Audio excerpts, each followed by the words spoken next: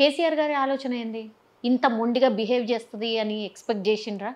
ఏంటి తెగేదాకా లాగే పరిస్థితి వస్తదని అనుకున్నారా? అంటే ఆయన కవిత జైలు నుంచి వచ్చాక చెప్పారంట. హ్మ్. స్ "నీ పార్టీలో నీ పొజిషన్ నీకుంది. సైలెంట్‌గా ఉండు. కొన్ని హ్మ్. రోజులు పార్టీని స్ట్రెంథెన్ చేసుకుందాము." అంటే ఇంకా ఎక్కడ వెనకబడిపోతానో ఏమో అని. ఓకే. అంటే తను అడిగిండ్రు అంటే రాగానే అడిగిండ్రా?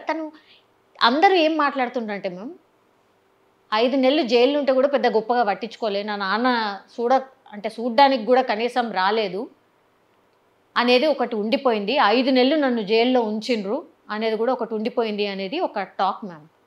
నిజంగా 5 నెలలు ఉండాల్సిన పరిస్థితి ఉండేనా కవిత గారికి? ఎప్పుడో రావాల్సింది గదా! పెద్ద పెద్ద లాయర్‌లను పెట్టిండ్రన్నారు, వాదిస్తున్నారు అనన్నారు. అయినా 5 నెలలు ఎందుకు ఉండాల్సొచ్చింది? ఏడ్చుకుంటూ ఆమె కొంత చెప్పకనే చెప్పిందనుకోండి.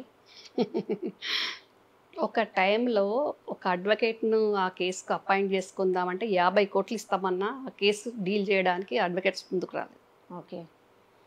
ఇంకా తొ ఆహ్, చాలా రోజులు ఉంది అని మీరంటున్నారు. 5 నెలలకే చాలా రోజులు అన్నారు.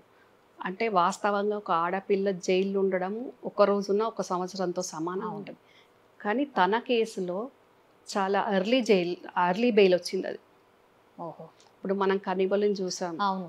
చాలామంది లీడర్స్‌ని చూసాం. అవును. 1 ఇయర్ అవును. ఎబోనే ఎవరికి కూడా బెయిల్ రాలేదు. ఇక్కడ వీళ్ళు చానా గట్టి ఎఫర్ట్స్ పెట్టి కేటీఆర్, హరీష్ వీళ్ళు ఢిల్లీ చుట్టూ తిరిగి పెద్ద పెద్ద అడ్వకేట్స్, జడ్జిలను కలిసి వీళ్ళు బెయిల్ వచ్చే రకంగా సెట్ చేసిండ్రు. యాహ్!